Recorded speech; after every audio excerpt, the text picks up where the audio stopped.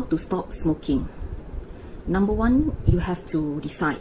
Make that decision. Make that bold decision. Make that right decision that you want to stop smoking. And you have to have a strong why. Why do you want to stop smoking?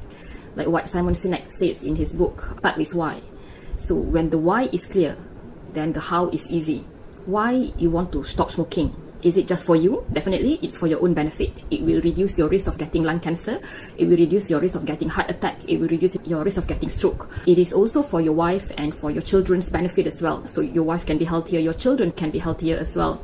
And you will be able to live long enough to see your son graduating from university, to see your daughter get married, even to see your granddaughter get married as well. When you stop smoking, you are also saving a lot of money. So you can probably buy your own dream car and your own house. So again, make that decision. Begin with the end in mind and have a very strong why, so the how will be easy.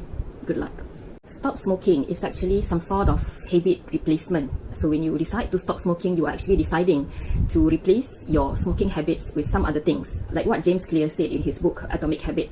Your habit is actually a vote towards your future self. So you need to adopt a new identity, which is a non-smoker identity.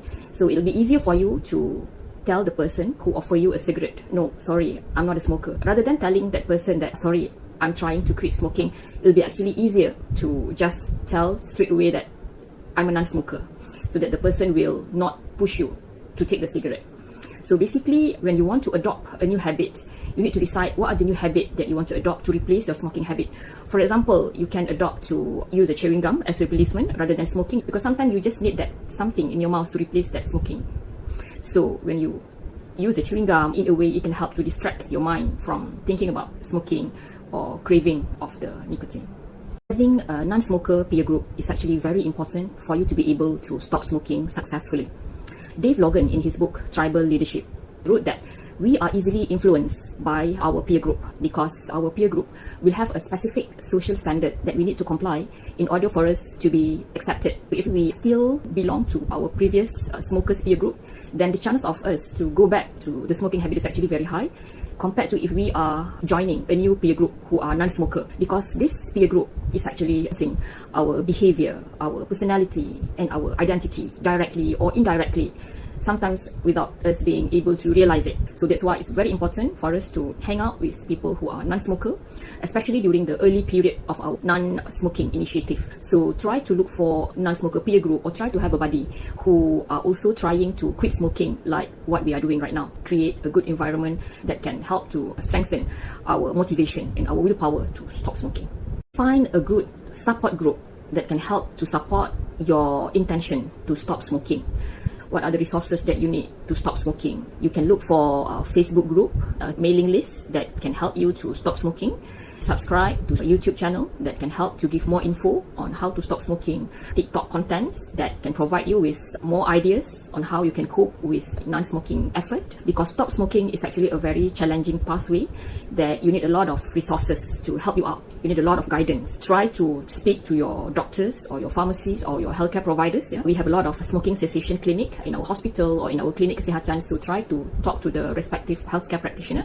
Try to find these resources that can help you, so it can boost your motivation, so that you will not feel alone, and you also know that there are also other people outside there who are battling the same battle that you are facing right now. And you can also share your hurdles, your strength, your weakness, your challenges. So when you are together, you are actually stronger.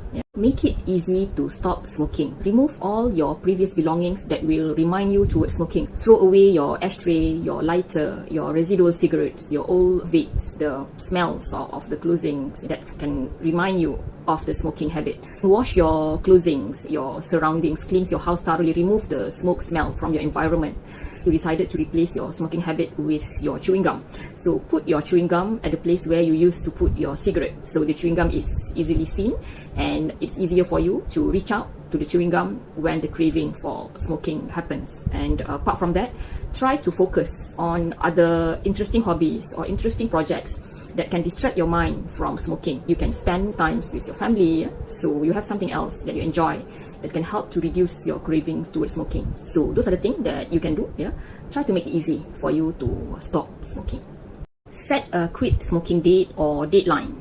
You can put it on your calendar, or you can put it on your smartphone. Just put it at a place where it's easier for you to see every day, so it can remind you of your intention. It can remind you of your plan. This setting of deadline will actually increase your anticipation and also increase your determination to stop smoking. For example, try to set that you're going to stop smoking in 2 weeks' time. So this can provide enough time for you to do the necessary preparation. For example, to cleanse your house, to throw away your residual smoking stuff. If let's say you usually smoke during your weekdays at the office, you can try to stop smoking during the weekend itself. So you have few days to prepare for your stop smoking date.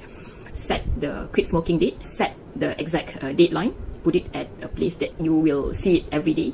Tell the world that you are quitting your smoking habit. Tell your friend, tell your family members, inform them about your plan to stop smoking, and ask them for help. Tell them how they can help you. So your friend and your family members can help to distract you from triggers that will trigger you to smoke again. When you tell other people about your plan to stop smoking, this will actually reinforce your determination. Upload in your Facebook status, or in your WhatsApp status, or in your Instagram stories, and things like that. Let the world know that you are trying to stop smoking. You can motivate each other. You can remind each other of your intention and of your plan to stop smoking.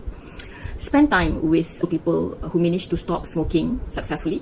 Ask for their tips and advice on how they manage to stop smoking. Spending time with people who are successful in terms of stop smoking will give you insight, will reinforce your intention that you can also be successful in terms of quit smoking. Anticipate the challenge. As we all know, nicotine is actually providing us with temporary and addictive high. A lot of people, they smoke because they want to release their stress. They want to get that high feeling that they can have when they smoke, because when you smoke, the nicotine from the smoke is actually providing that high sensation, that high feeling that can help to relieve your stress. So that's why when you stop smoking, you might be facing with physical withdrawal effect, because when you have been smoking for quite some time, for a long period of time, then your brain is already accustomed to the nicotine. But then when you suddenly stop taking nicotine, your brain might be a bit confused, and you can have physical withdrawal symptoms. So for example, you can have tremors, you can have sweating, you can have feeling of your heart beating fast. Those are the features of physical withdrawal symptoms that you might be facing when you stop smoking. So most people who try to stop smoking will smoke again within 3 months. That's why you need to really focus during the initial part of your stop smoking period. The first 2 weeks is very crucial. If you manage to get by this 2 weeks period, the successful rate of you to stop smoking is actually very high. After quit smoking, ex-smokers typically gain some weight. Research have shown that nicotine has some effect of appetite suppressor that can help to reduce your appetite to eat, hence explain why smokers are very skinny. But that shouldn't be a reason to not stop smoking. Even if you do gain weight, it will be usually less than 10 pounds. Besides, the health benefit of stop smoking is actually greater. So discuss with your doctor on a proper exercise plan and diet plan to prevent this weight gaining after stop smoking. And preparing your own food actually will be able to help you to make a healthier diet choice and help you to avoid smoking.